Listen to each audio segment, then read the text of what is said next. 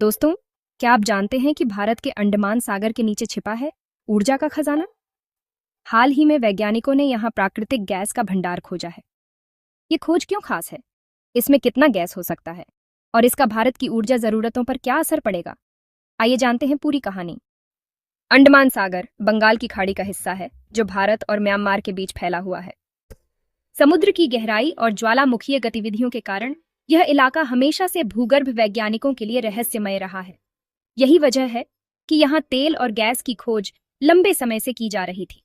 भारत की सरकारी company oil India limited ने यहाँ श्री विजयापुरम 2 नामक कुएं की खुदाई की।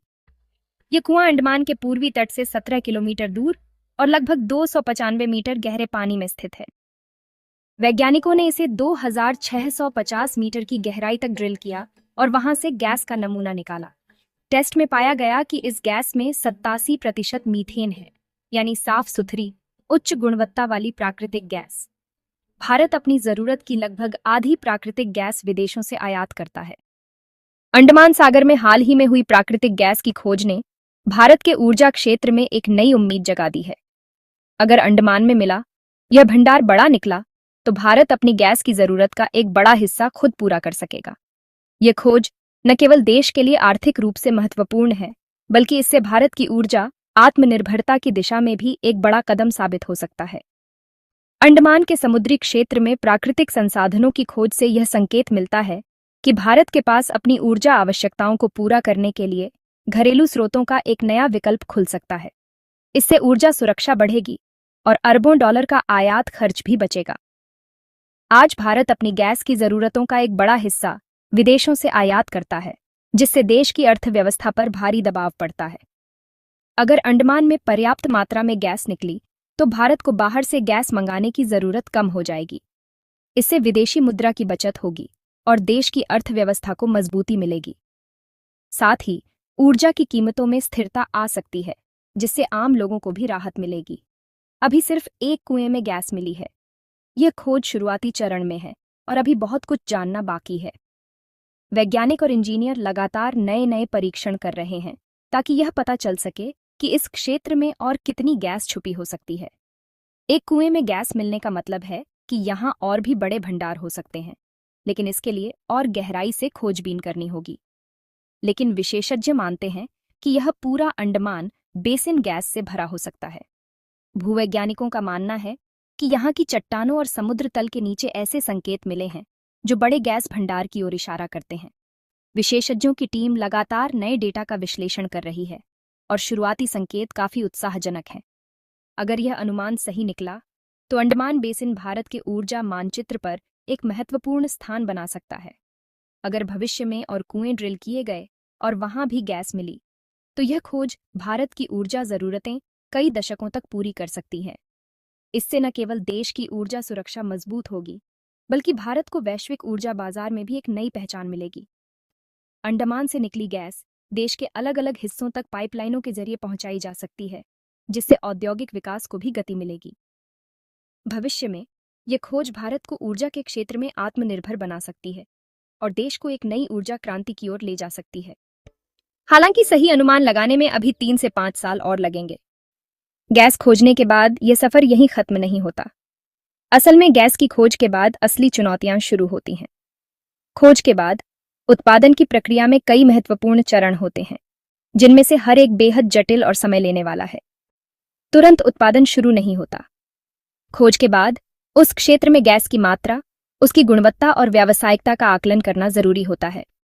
इसके लिए कई तकनीकी और वैज्ञानिक प्रक्रियाएं अपनाई जाती हैं, ताकि यह सुनिश्चित किया जा सके कि गैस का उत्पादन सुरक्षित, टिकाऊ और आर्थिक रूप से लाभकारी हो। अब अप्रेजल ड्रिलिंग, रिजर्व्स की गणना और तकनीकी वायबिलिटी का अध्ययन होगा। अप्रेजल ड्रिलिंग का मतलब है कि खोजे गए क्षेत्र में और कुएं खोदकर यह पता लगाना कि गैस का भंडार कितना बड़ा है, उसकी गुणवत्ता क्या है और उसे निकालना कितना संभव और सुरक्षित है। वैज्ञानिक और इंजीनियर मिलकर भूगर्भीय नमूनों का विश्लेषण करते हैं, साइज्मिक डेटा की जांच करते हैं और एडवांस्ड मॉडलिंग टेक्निक्स का इस्तेमाल करते हैं। इन सब में समय लगेगा, क्योंकि हर कदम पर सटीकता और सुरक्षा का ध्यान रखना जरूरी है। अनुमान है कि अगर सब कुछ ठीक रहा, अप्रेजल ड्रिलिंग और फीजिबिलिटी स्टडीज सफल रहे और रेगुलेटरी अप्रूवल समय पर मिल गए तो यहाँ से 2030 के आसपास गैस उत्पादन शुरू हो सकता है। यानी खोज से लेकर उत्पादन तक का सफर कई सालों का है, जिसमें पेशेंस और प्लानिंग दोनों की जरूरत होती है। अंडमान सागर का इलाका बेहद संवेदनशील है। यह क्षेत्र न सिर्फ भारत के लिए रणनीतिक रूप से महत्वपूर्ण है, बल्कि जैव विविधता के लिहाज से भी अनमोल है। यहाँ के तटों पर घने मैंग्रोव जंगल हैं और समुद्र के भीतर अनगिनत प्रजातियों का घर है। यहाँ दुर्लभ समुद्री जीव और कोरल रीफ्स पाए जाते हैं। इन कोरल रीफ्स में हजारों तरह की मछलियाँ, समुद्री घोड़े, कछुए और अन्य जीव रहते हैं, जो पूरी पारिस्थितिकी तंत्र के लिए जरूरी है। इनकी सुरक्षा बेहद जरूरी है, क्योंकि एक छोटी सी गड़बड़ी भी पूरे समुद्री जीवन को प्रभावित कर सकती है। साथ ही गहरे समुद्र में ड्रिलिंग तकनीकी और आर्थिक रूप से बहुत कठिन और महंगी होती है।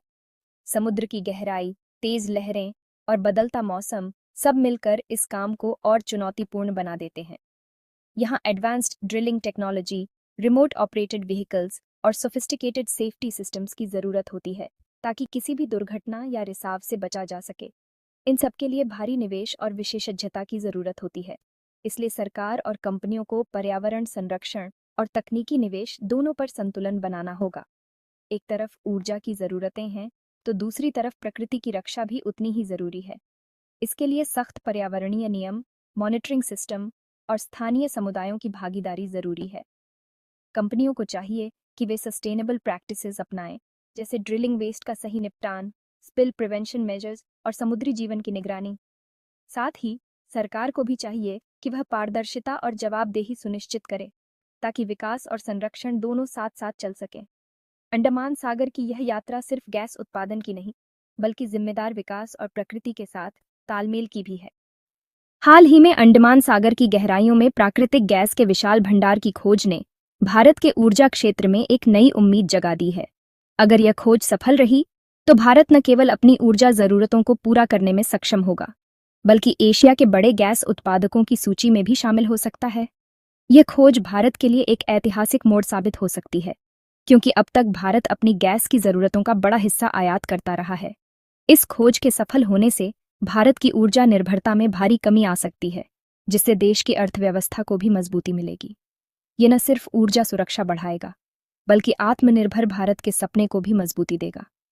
जब भारत अपनी खुद की गैस का उत्पादन करेगा, तो विदेशी मुद्रा की बचत होगी और देश के भीतर रोजगार के नए अवसर भी पैदा होंगे। इससे भारत की ऊर्जा नीति में आत्मनिर्भरता का नया अध्याय जुड़ जाएगा। सरकार और निजी कंपनियां मिलकर इस क्षेत्र में निवेश कर रही हैं, जिससे तकनीकी विकास और नवाचार को भी बढ़ावा मिलेगा। आत्मनिर्भर भारत की दिशा में ये एक बड़ा कदम है, जो आने वाले समय में देश की ऊर्जा जरूरतों को पूरा करने के साथ साथ वैश्विक मंच पर भारत की स्थिति को भी मजबूत करेगा। दोस्तों, अंडमान सागर की गहराइयों में मिली ये प्राकृतिक गैस भारत के लिए ऊर्जा क्रांति साबित हो सकती है। ये खोज न केवल तकनीकी दृष्टि से चुनौतीपूर्ण थी, बल्कि इसमें भारतीय वैज्ञानिकों और इंजीनियरों की मेहनत और लगन भी झलकती है। समुद्र की गहराइयों में काम करना आसान नहीं होता, लेकिन भारतीय टीमों ने अत्याधुनिक तकनीक और साहस के साथ इस मिशन को अंजाम दिया। अगर इन भंडारों का दोहन सफलतापूर्वक किया गया, तो भारत की ऊर्जा आपूर्ति में स्थिरता आएगी और देश को ऊर्जा संकट से उबरने में मदद मिलेगी। अब देखने वाली बात होगी कि आने वाले सालों में यह खोज हमें कितनी दूर तक ले जाती है। क्या भारत ऊर्जा के क्षेत्र में आत्मनिर्भर बन पाएगा? क्या यह खोज देश के विकास को नई ऊंचाइयों तक ले जाएगी?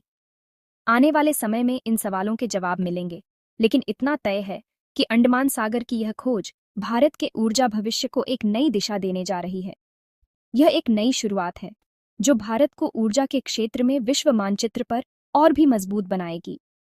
आपको क्या लगता है, क्या भारत आने वाले दशक में पूरी तरह गैस के मामले में आत्मनिर्भर हो पाएगा? कमेंट में जरूर बताइएगा। अगर वीडियो पसंद आई हो तो लाइक और सब्सक्राइब करना न भूलें। मिलते हैं अगले एपिसोड में प्रकृति की पाठशाला पर।